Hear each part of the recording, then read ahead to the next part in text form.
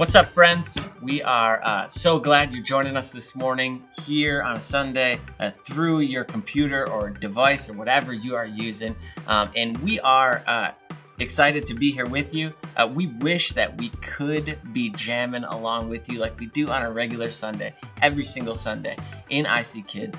That we could be worshiping and singing together and playing games and doing goofy activities and just talking through things and seeing how you're doing. But the fact is, right now, we can't do that, and that's okay. We're going to keep rolling, keep serving you as best as we can, and joining along with us, and we're just thankful for that and grateful for the opportunity to still be able to meet with you and hear some feedback from you and stay in touch with you. Today, we are going to be rolling through some stuff. Before we get into all of that, my name is Zach Smoley. I'm the kids director here at Emmanuel, and we thank you for joining us right now. And we also, if you've never joined us on a Sunday, we look forward to the day that we get to meet you and see you, and you get to hop in on all the fun. Every Sunday here, we take it super serious. We don't just pick random things to teach our kids or just use the time as a time to horse around and play games. But we are intentional. We have tons of volunteers that are here jamming along and putting tons of time into serving you and digging through the Bible together. We're getting through the Bible in 3 years. And so right now where we're at, we're sticking to our curriculum. We're staying with that, and we are at John 11. That's where we're at. And so we're going to stay there, and we're going to plug through that today.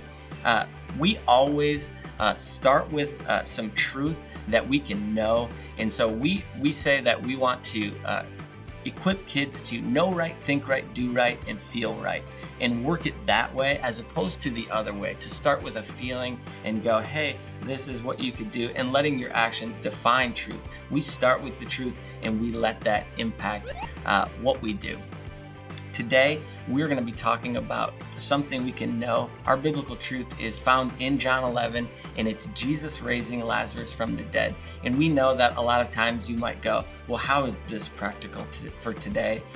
Why would I even want to know that? But the great thing is we get to see Jesus through it, and we get to even know him more, and we get to see how applicable this is. This actually will transform our thinking, and it points to it, and it makes me think of Proverbs 3, 5, and 6, that we trust in the Lord with all our heart, and we don't lean on our own understanding. And in all our ways, we acknowledge him, and he will continue to make our path straight. And we hope that out of this time, you take that away with you today. In your brain, you'll know that, and this will affect how we live. And we can know from this story in John 11 that we can trust Jesus through good times, through bad times, through all times, that he's not caught off guard by our situation, and he's still Jesus and still in control and still loves us and still directing our paths. This helps us to feel right. This lets us know that we can be hopeful as we trust Jesus through all things and in all things. We're going to see that today as we dig through John 11. I've got an awesome video right here that we're going to go through together. It explains John 11 really simply, really easily, and I love that. And pay attention, hang with me. We're going to jump on in, and we'll watch that. I'm going to holler at you. It's 2 seconds after it's over. Here we go. The Bible isn't just a book of random stories. It's 66 different books that come together to tell one story. An incredible one. About God's love for us.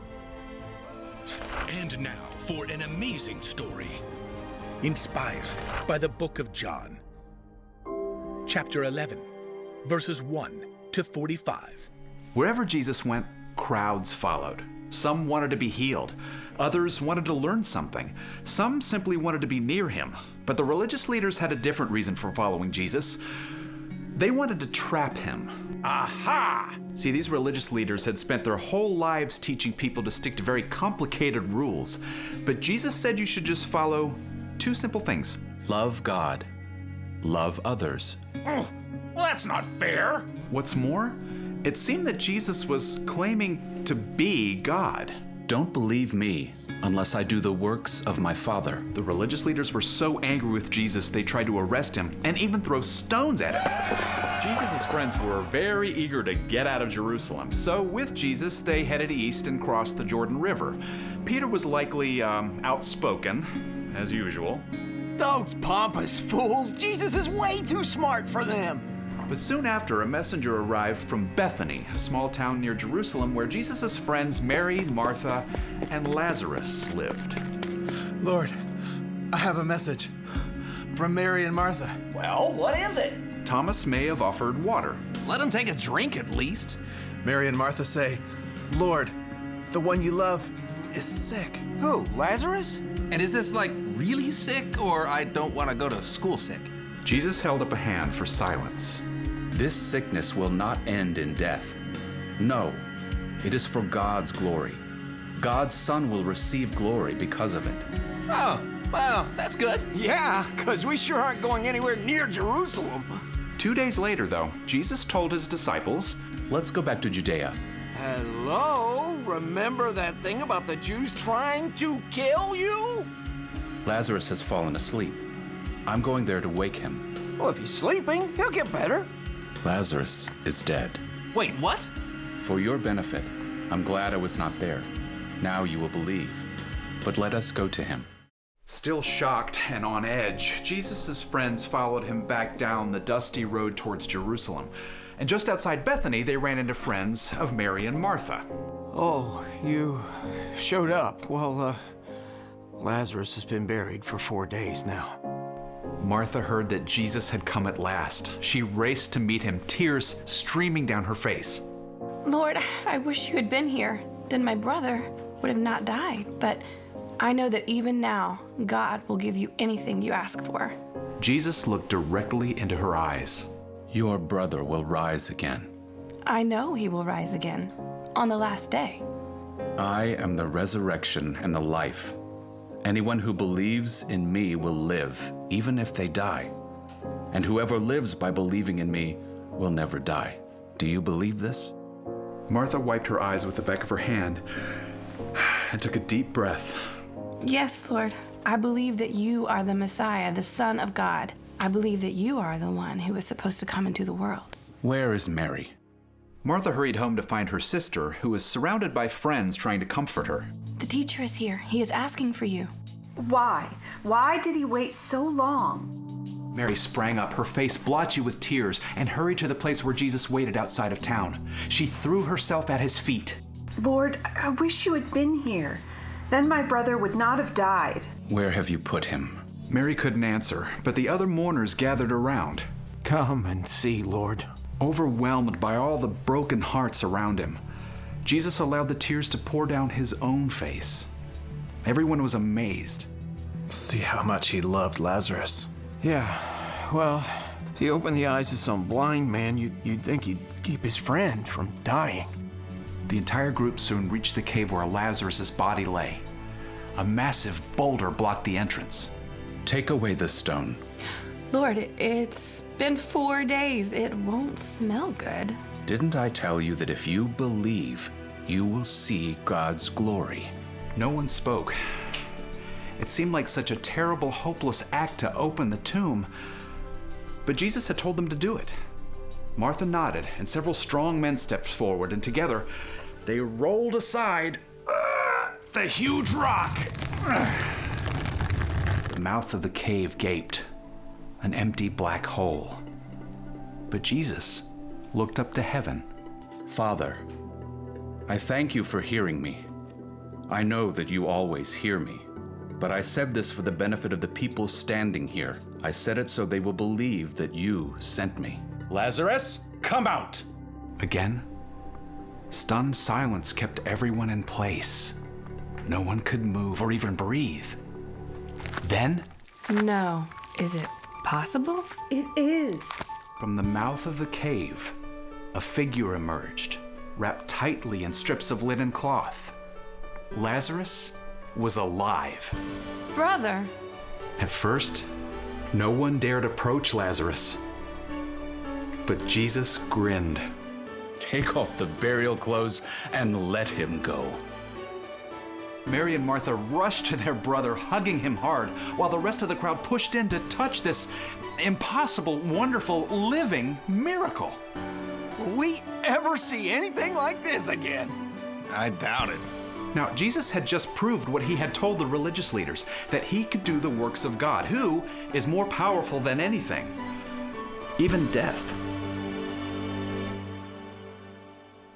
How great is that, and how amazing is that? I love it, and I love this whole John 11, and I love that we get to look at Jesus and notice a ton about it. But I hope that two things really stuck out to you. Two things really stuck out to me as I was reading and digging through this week, and thinking about it and processing. But in this, Jesus wasn't panicked. He wasn't freaked when people came to him and said, Lazarus is going to die, and we need you to get there. He waited, and he wasn't thrown off. He took his time, he stuck to his plan, and knew that everything would be okay, that he would glorify God throughout this, and that he was in control, and that he had a plan for all this. Also, something that stuck out to me is that how personal Jesus is, that when he got there and Lazarus was dead, and people were crying and hurting, he cried. Jesus cried in this, and he wasn't surprised that Lazarus was dead. He wasn't caught off guard by it and panicking and said he knew he was going to raise Lazarus. And the great thing is that his people were hurting, and so he was hurting. And him hurting, you can see that he just loves his people. It reminds me so much of when I was a kid. My best friend played for a different baseball team, and we were on separate teams, and we actually got to play in the same tournament, and we were super excited and hoped that we would get to play one another, and talked a lot of trash about how we would beat each other, and we actually met in the championship game, and it was great. It was awesome. And I lost. My team lost. And my whole team, I still have a picture today of all of us just crying and with our second place trophies. And as I looked, I can remember looking across the field and seeing their team celebrating. They won the championship, and finding my buddy, and he was crying. And he was crying because I was hurting. His friend who he loved and cared for. And his team had won the championship, and he should have been celebrating. But because I was hurting, he was. And God is so like that. He's personal. He loves you. He cares about you. With the things you're going through. He's not lost in all this. He knows right now that you're at home. He knows that your sister's bugging you, and that your parents aren't going to let you eat Pringles for breakfast, and that they're going to make you put your computer away or go to bed at a time that you think is too early. And there's going to be difficulties in this time, but we trust him. We trust his plan and know that he cares for us. He loves us. We see it most in him coming to this earth, living a perfect life, and dying on the cross so that we could have a relationship with him, and resurrecting and paying for the punishment for sin. And he didn't do that because he didn't love you, and because he didn't want to. He loves you enough to go through all that. And how much more should we want to trust him and lean on him through this and through all of our days? Soak these in. These are great days. He's not caught off guard, and he loves us and is continuing to call us to him and love him. Remember Proverbs 3, 5, and 6.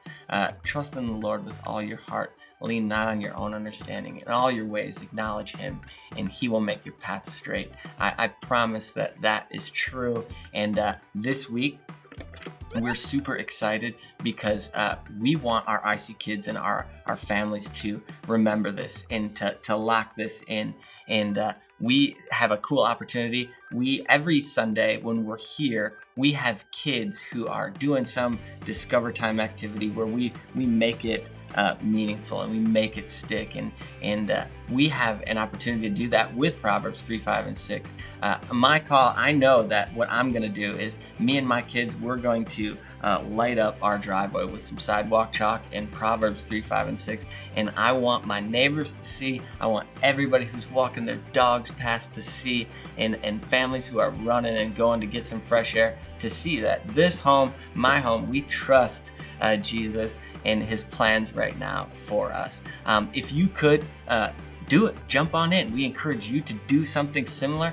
Do it the same. You can get even more creative than us and some sidewalk chalk. If you don't have a driveway, if you live in an apartment or gravel driveway, you could decorate your door, spell it on some cookies, do whatever to bring Proverbs 3, 5, and 6. So that is ingrained in your brain and on your heart.